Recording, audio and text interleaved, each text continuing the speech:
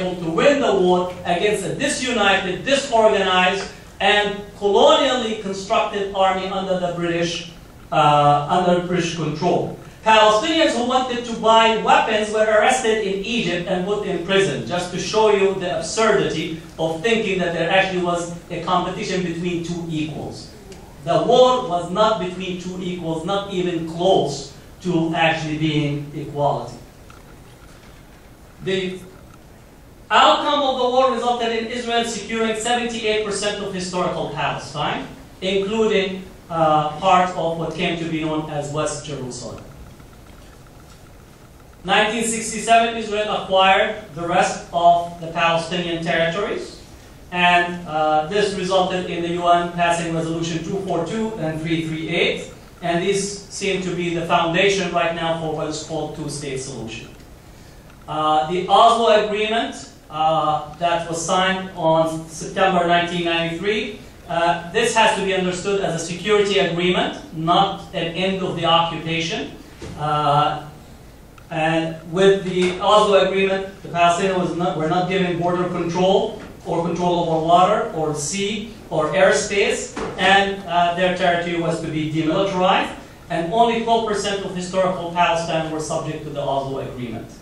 I, for one, did not view that Oslo Agreement would result in a success when it was signed. I thought that the Palestinians should have held and took the position that the end of the occupation should be the first step, rather than signing an agreement and wishing that the Israelis are actually going to end the occupation. From 1993 until today, Israel had increased settlements and settler activities in the Palestinian territories. Now we have close to 500,000 settlers and settlements inside the West Bank. So while we were attempting to negotiate an end to the occupation, the Israelis were devouring whatever is left of the Palestinian territories. And therefore, right now, yesterday they started the indirect negotiations, and I need to give you the perspective that nothing is going to come out of the indirect negotiations, because direct negotiations did not bring about anything. Indirect negotiations, once again, with a very weakened U.S. president and a emboldened Netanyahu, would not result in any type of an outcome at this particular time. And as we're coming closer to U.S. presidential, U.S. midterm election, and post-midterm election, we'll be organizing or beginning to think of the presidential election. No one is going to put their bet on trying to negotiate the Israel-Palestine conflict, because it's a dead end for any politician in America that would attempt to dabble in this issue. So basically, we're back on square one relative to the Palestine-Israel conflict. So I covered the history and some of the critical pieces of the history, and now I welcome any of your questions, the good, the bad, and the ugly. I'll be able to address it, and feel free to ask. And the only thing I can say is thank you for listening and for giving me the attention.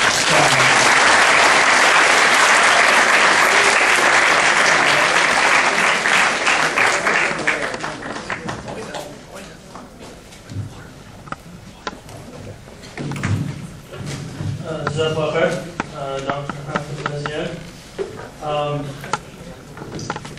We will now open up the floor to questions. And you can line up on my right side at the mic.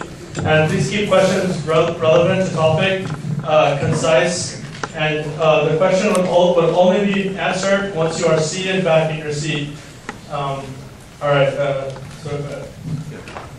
Good evening. My name is Gary Faust. I'm a part-time teacher here at UCI. You mentioned the topic of Arab anti-Semitism towards Jews. On that theme, I would like to ask you a question, which is simply calls for a yes or no answer, regarding 3 brief statements that have been attributed to you. And I'd like to give you an opportunity to either tell me whether they're true or false. Okay?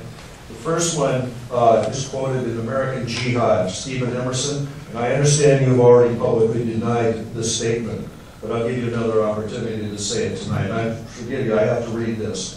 This is May 1999 at an American Muslim Alliance conference in which you referred to the Hadith, which we all know about the Jew hiding behind a tree, and the tree says, "Come and kill me, there's a Jew, come and kill the Jew hiding behind me." And you are quoted as adding, and that's in the Hadith about this. This is a future battle before the day of judgment. The second one is a 2002 rally for Students for Justice in Palestine at UC Berkeley. It apparently was in protest regarding the arrest of 79 protesters at an earlier rally. And this statement, which is quoted by Discover the Networks, is attributed to you. If you want to know where the pressure on the university to prosecute the demonstrators is coming from, look at the Jewish names on the school buildings. And finally, April 10th, 2004, this is also quoted to you in Discover the Networks. We're sitting here and watching the world pass by. People being bombed, and it's about time that we have an intifada in this country that changes fundamentally the political dynamics here. And then later, they're going to say some Palestinian being too radical. Well, you haven't seen radicalism yet. So I don't know if those are true or not. I'm not saying they're true. I would just like for you to say yes or no. Are they true? Did you say those things? Thank you. I'll answer my question. So, should we take one question at a time? Okay. Let me first go to the quoted hadith. I still want you to, this is also still for Emerson and the others. The first time they published that was published in Stanford by Hillel students, attributed to me saying this in 1995. Then it was published by Emerson in his book Jihad America, and attributed for me to say it in 1998. If you don't get your dates straight, then that's discrediting the source, similar to the Arab leaders calling on the Palestinians to leave. I put it in the same category. The second, on the rally at UC Berkeley, I challenge you to bring the recording where I said, look at the names of the buildings, that they have the Jewish names on it. I don't attribute buildings to be called for Jewish persons or not. And if you have the recording, I'll be more than happy to listen to it. And if that's the case that I said this, I'll be more than happy to own up to my statements. I'm not a person that is worried or scared or afraid to admit my statements. So, the third, as far as the statement on the Intifada, I said that statement in the United Nations Plaza in San Francisco in opposition to the Iraq War. And I still believe that we need to make fundamental changes in our political system in this country. And rather than taking a 20-second snippet of my talk, I would encourage those who quote this to quote all my speech. What I actually encourage people to engage politically, just like AIPAC and the pro-Israel forces that want to change politically the dynamics in this country. I would have the same right to do the same. And if the Christian coalition can call their people to do that, I think that I have the right, the fundamental right, to engage in political discourse that changes the politics in this country. Lastly, that statement, I was on the Bill O'Reilly show. And if I got up on Bill O'Reilly's show, that tells you I'm not a person that hides behind to try to actually be sneaking about my position. My position as an activist has been for 25 years in this country. I stood for anti-immigrant laws. I opposed 187, proud of it. I opposed 209, which is the affirmative action. I'm proud of it. I worked on the American Disabilities Act. I'm proud of it. Opposed U.S. involvement in Central and Latin America. I'm proud of it. Worked on with the Korean United on U.S. policy on Korea. I'm proud about it. So you're not going to find me hiding about my statements and you ask your question. Yeah, that's what what you need to listen to me. Okay? The fact is to say that Hatem Bazian is calling as a Palestinian for a revolt in America, military revolt, because that's the implication.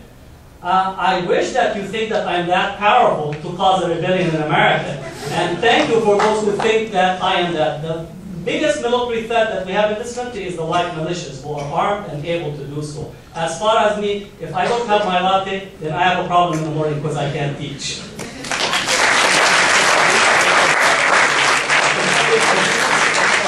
you have a follow-up question, please come back in line because we have other questions. Thank you. Hello. I disagree with some of the things that you say, but I do respect the fact that you asked us to go and find sources. And I have a large number of sources here. I'm going to read 2 quick quotes, and I'm just curious your input on them. One is from the Haifa District Headquarters of the British Police on April 26, 1948. It says that every effort is being made by the Jews to persuade the Arab populace to stay and carry on with their normal lives, to get their